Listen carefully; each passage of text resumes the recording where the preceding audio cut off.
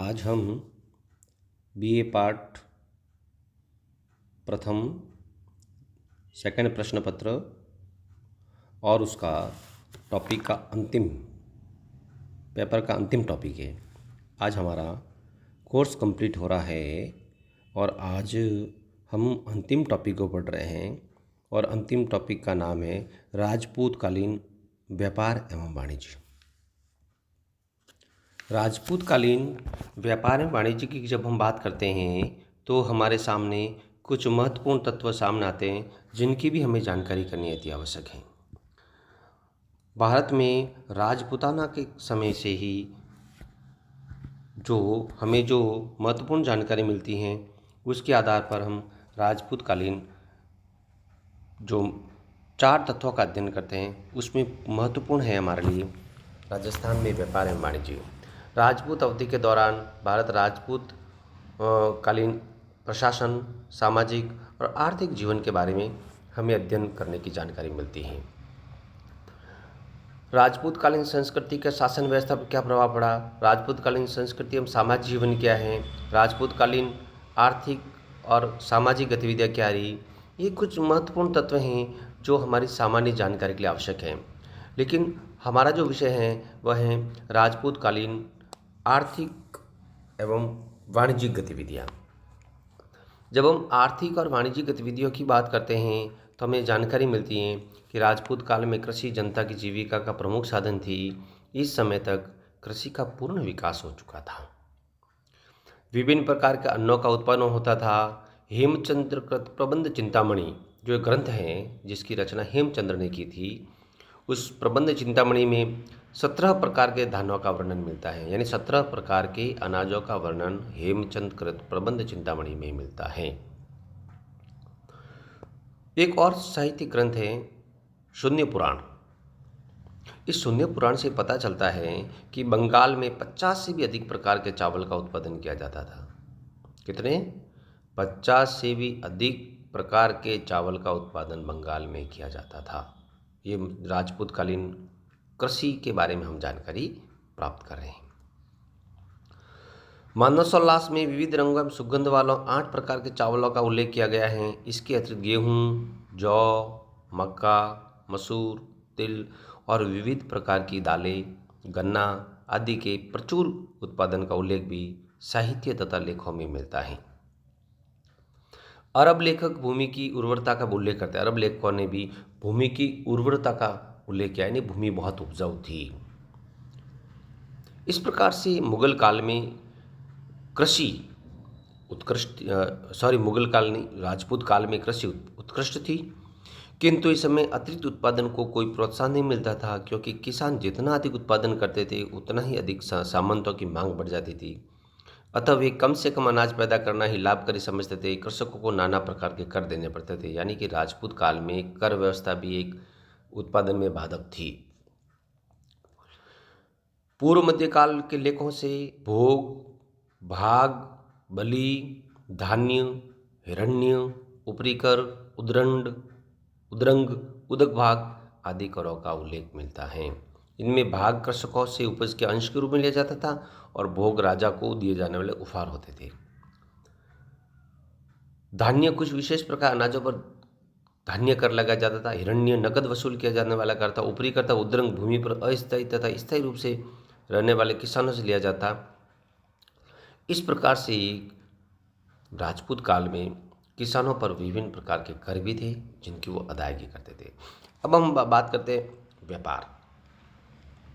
राजपूत काल में मुख्य रूप से 3 प्रकार के व्यापारों का उल्लेख मिलता है। 3 स्तर के व्यापार होते थे: स्थानीय व्यापार, अंतर्राज्यीय व्यापार और विदेशी व्यापार। कृषि के साथ साथ व्यापार भी उन्नति पर था। यातायात की सुविधा के देश के प्रमुख नगरों को सड़कों द्वारा जोड़ दिया गया था।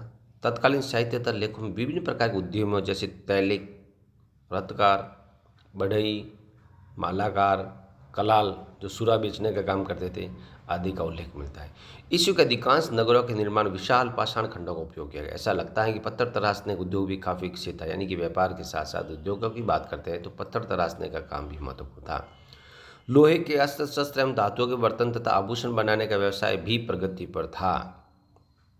प्रसिद्ध विद्वान अलबरूनी जूते बनाने, टोकरी बनाने, ढाल तैयार करने, मत्स्य पालन, कतई बुनाई आदि का भी उल्लेख अपनी पुस्तक किताबुल हिंद में करता है। हमें जानकारी होनी चाहिए। ये कुछ महत्वपूर्ण कार्य थे जो स्थानीय लोग करते थे। राजस्थान की सांबर झील से नमक तैयार किया जाता था। वर्तमान सांबर झील में जहाँ हम नमक उत्पादन का भारत का कुछ महत्वपूर्ण क्षेत्र माना जाता है, उसी प्रकार का प्राचीन काल में राजपूत काल में भी सांबर झील नमक का महत्वपूर्ण स्रोत थी। व्यवसायों की अलग अलग श्रेणियाँ होती थी। अधिकांश श्रेणियों के पास अपने अपने सभा भवन होते थे, जहाँ बैठकर उनके सदस्य विचार विमर्श करते थे। राज्य उनके नियमों का आदर करता था। श्रेणियों का मुख्य काम व्यावसायिक उत्पादन वृद्धि करना एवं वितरण एवं उपभोग्य वस्तुओं की उचित व्यवस्था करना श्रेणियों का काम होता था। ये श्रेणियाँ व्यापारिक संगठन होते थे। ध्यान रखना है, श्रेणियाँ व्यापारिक संगठन होते थे। वे अपने क्षेत्र में कार्य करने के लिए स्वतंत्र थी तथा राजा को उनका निर्णय मानना पड़ता था। श्रेणियाँ बस निर्णय राजा के अधीन ही काम करती थी श्रेणियाँ, किंतु इस काल में श्रेणियाँ उतनी शक्तिशाली नहीं थी जितनी पूर्ववर्ती काल में। इसका कारण अर्थतंत्र पर सामंतों का प्रभाव बढ़ता गया। सामंतगण श्रेणी संगठनों को संदेह की दृष्टि देखती थी। इस काल में दक्षिण भारत में वास्तविक अधिकार संपन्न श्रेणियों के दर्शन होते हैं। राजपूत युग में आंतरिक तथा बाह्य दोनों ही व्यापार प्रगति पर थे। अलबरूनी भारत के प्रमुख नगरों को जोड़ने वाले मार्गों का विस्तार पूर्वक उल्लेख करता है। स्थल मार्ग के अतिरिक्त जल मार्ग भी थे। बड़े बड़े नगर नदियों से जुड़े हुए थे। बाह्य देशों के साथ समुद्र के व्यापार से माध्यम से व्यापार होता था।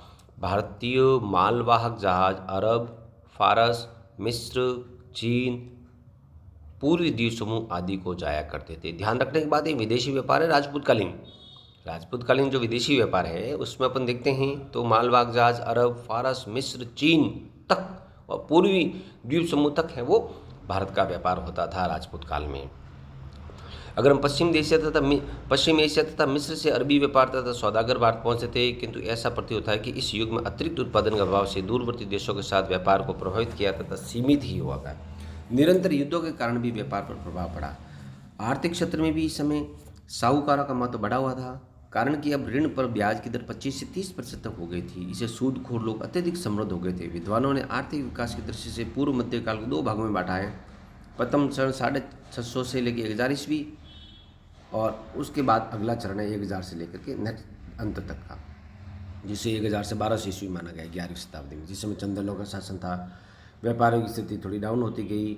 2 प्रकार के जहाज़ों और नदी मार्गों से होकर जाने वाले समुद्री मार्ग से होकर जाने वालों का उल्लेख मिलता है। जहाज़ों के निर्माण का विवरण देते हुए इसमें बताया गया है कि तख्तों को लोहे की कीली के बजाय रस्सी से जोड़ना चाहिए, क्योंकि कील लगी होने से जहाज़ को चुंबकीय चट्टानें अपनी ओर खींच सकती थी।